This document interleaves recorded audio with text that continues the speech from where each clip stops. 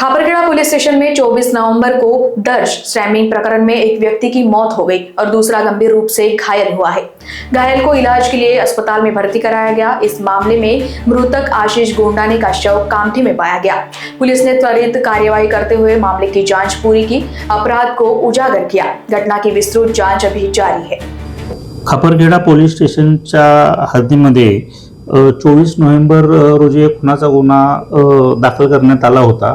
ह्याच्यामधला जो मृतक आहे आशिष गोंडाने यांचा बिनासंगम घाट कामठी या ठिकाणी मृतदेह मिळून आला होता आणि त्याच्यामध्ये त्यांना स्टॅबिंगचे वार होते आणि त्यानंतर हा पोलीस स्टेशनला गुन्हा दाखल झाल्यानंतर जो व्यक्ती होता जखमी तो मयत झाला होता आणि त्या दुसरा पण व्यक्ती जो होता तो पण जखमी असल्यामुळे त्याला उपचारासाठी हॉस्पिटलमध्ये दाखल केलं होतं आणि ज्यांनी मारहाण केलेली आहे त्यांच्या संदर्भात कोणतीही सुरुवातीला माहिती आमच्याकडे उपलब्ध नव्हती आणि त्यामुळे माननीय सीपी सरांनी गुन्हे शाखेला आदेश दिले होते की हा गुन्हा कसोशीने तपास करून उघडकीस आणण्याबाबत।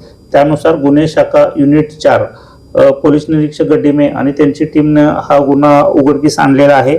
याच्यामध्ये एकूण 4 आरोपी आतापर्यंत ताब्यात घेऊन पोलीस स्टेशन खापरखेड़ा यांच्याकडे सुपूर्द करण्यात आलेले आहेत। त्याच्यामध्ये आकाश परिहार, मनीष बावणे, राहुल कावळे आणि लकी उर्फ मितांशु बैतुंडे असे सर्व शांतीनगर हद्दीमध्ये राहणारे हे सर्व आरोपी आहेत।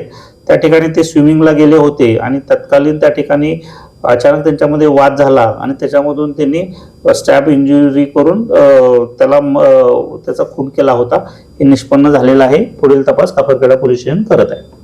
लोकवाहिनी मीडिया के लिए विशाल बंबड़वार की रिपोर्ट, नागपुर।